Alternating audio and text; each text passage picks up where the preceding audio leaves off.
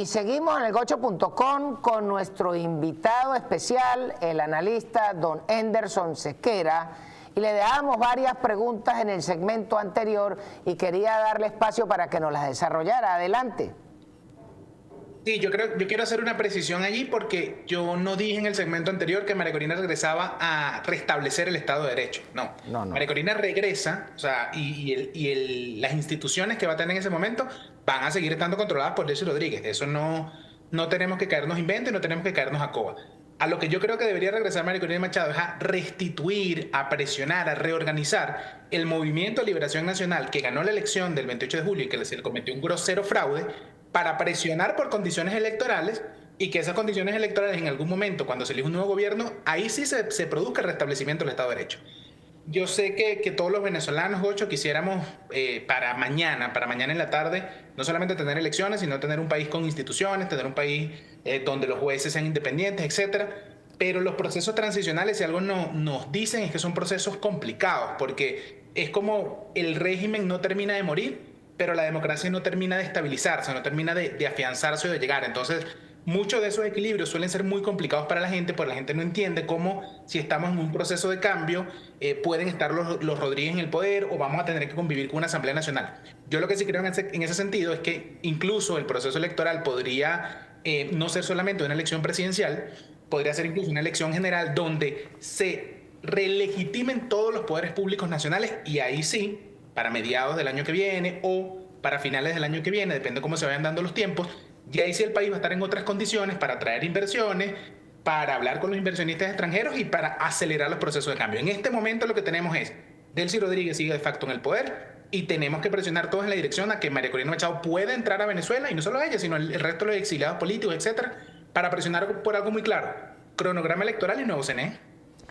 Muy bien, pero resulta que ahí te falta algo, porque más allá del cronograma electoral y el CNE, Venezuela necesita clarificar que toda su dirigencia política está inhabilitada, porque los inhabilitó la Contraloría de Elvis el Pavoso o otros infelices antes que ellos.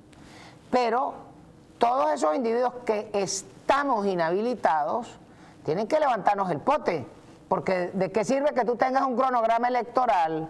¿De qué sirve que tú tengas un nuevo CNE si los que quieren aspirar no pueden aspirar? Entonces eso hay que meter ese factor en esa ecuación, punto uno. Y punto dos, evidentemente que el grueso de las necesidades en la oferta de la señora Machado, cuando tú la lees, eso es un enorme gasto que es una necesidad, pero uno se pregunta, ¿dónde están los cobres? Porque el país está generando unos reales y sobre eso, para la necesidad del país no alcanza, y quizá uno de los graves problemas es que, insisto, hay mucho interés en regalar planes sociales, que es un gasto enorme, pero nadie está pensando en el primer plan social de Venezuela, que es darle luz al país, que haya energía para que la inversión petrolera, que es la primera, pueda salir, porque si no hay corriente, no hay petróleo, usted nos dirá. Yo estoy totalmente de acuerdo contigo en la primera parte y agrego algo más. A las inhabilitaciones hay que agregarle algo muy concreto. Por ejemplo, le devuelvan la tarjeta de los partidos políticos. O sea, cuando yo hablo también de presionar por un nuevo CNE, es presionar por un CNE independiente, autónomo, que pueda asegurar, mira, un mínimo de condiciones y que vamos a tener unas elecciones presidenciales perfectas para el año que viene o para finales del año que viene. Yo creo que no, pero que al menos tengamos un mínimo de condiciones para que el pueblo venezolano pueda expresarse y no ocurra lo que pasó el fraude del 28 de julio. Y con tu segunda parte de la pregunta, yo creo que la recuperación económica de Venezuela va a ser por etapas. Y en una primera parte, evidentemente, vamos a llegar al gobierno y vamos a ver una situación financiera y económica del país totalmente quebrada. O sea, incluso no tenemos estadísticas oficiales de lo que hay allí, pero estoy seguro que nos vamos a encontrar una tragedia. Entonces lo que hay que hacer es, al menos en una primera etapa, estabilizar el país, y eso solamente es posible con dinero y préstamos de los multilaterales. Vamos a necesitar dinero del FMI, del Banco Mundial, del Banco Interamericano de Desarrollo, de la CAF, para que en esa primera etapa se pueda estabilizar el país en algo que tú mencionas que es muy claro: servicios públicos, servicios básicos, la gente que está pasando hambre, los apagones, el agua, etcétera.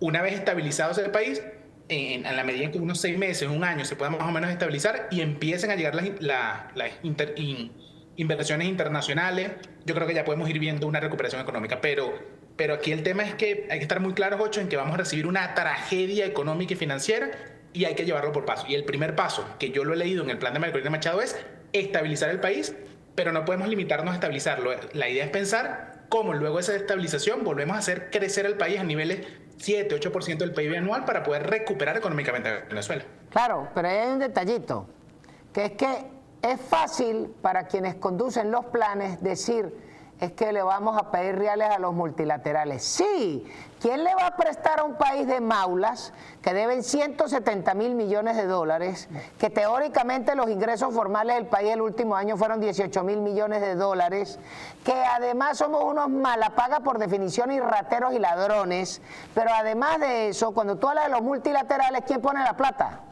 Porque decir multilaterales es machete, pero ¿quién pone la plata? La plata la pone Estados Unidos. Y el señor Trump lo dijo claro, del cuero de Venezuela saldrá su propia correa. Es decir, no hay plata en multilaterales, no hay dinero de los contribuyentes americanos, sino que los venezolanos produzcan cobres. Y por eso es que cuando usted ve que hay gente tiroteando la opción de la inversión y la reinversión enorme en electricidad por encima de las otras necesidades sociales, entonces ahí te consigues el problema de que una cosa es el plan escrito y otra cosa es la realidad en el terreno. Danos tu opinión. No, yo tengo una distancia total con lo que acabas de decir, porque no hay forma de recuperar económicamente a Venezuela sin dinero de los multilaterales, porque es que vas a llegar al gobierno en el país y vas a revisar las cuentas y no vas a tener liquidez. O sea, no vas a tener dinero para pagar nómina, no vas a tener dinero para absolutamente nada. Y la historia económica lo que nos muestra es que países que han estado igual de mal que Venezuela, o peor, o menos mal a nivel de crisis económica, necesitan para recuperarse una inyección de liquidez, al menos en los primeros años, en los primeros meses, de los multilaterales, no hay más.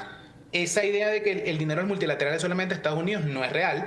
O sea, el Fondo Monetario Internacional tiene un montón de socios, el Banco Mundial tiene un montón de socios, el Banco Interamericano de Desarrollo tiene un montón de socios y tienen fondos para eso.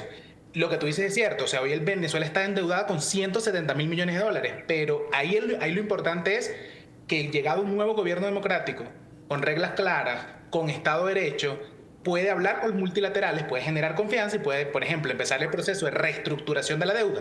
Yo prefiero que el proceso de reestructuración de la deuda la haga María Corina Machado y no la haga Delcy Rodríguez como lo está intentando, porque ya es muy difícil que quienes se endeudaron y quienes fueron unos malapagas, ahora vayan a los multilaterales y decirle, rebájenos la deuda. Entonces, yo sí creo que la recuperación económica del país va por etapas y necesita indispensablemente, y lo digo con mucha claridad, no hay forma, no hay manera que Venezuela se recupere económicamente si no entra al país unos 30.000, 40.000 millones de dólares en los primeros meses del primer año de gobierno democrático vía los multilaterales. Lo demás es pensar en pajaritos preñados. Bueno, me parece interesante su postura, pero eso es más estatismo. Y después de más de 76 años de estatismo, desde el año 58 hasta el día de hoy, esa fórmula nos llevó al fracaso, primero. Segundo, sí, usted tiene razón, el Fondo Monetario y el Banco Mundial tienen otro poco de socios, pero todos son unos maulas quebrados. Francia quebrada, Inglaterra quebrada, Alemania quebrada y Japón no tiene cómo poner esos cobres, pues están también endeudados. Así que, insisto, el único que tiene plata fresca son los americanos y Trump dijo, olvídese. Pero este tema le falta y hoy se nos acabó el tiempo, don Henderson, pero le volveré a invitar porque vamos a ver cómo avanza y sobre todo que después del evento de mañana en Panamá y los próximos días hay muchas cosas más por las cuales le preguntaremos. Muchísimas gracias por acompañarnos y esto ha sido todo por esta semana y nos veremos el próximo lunes en elgocho.com.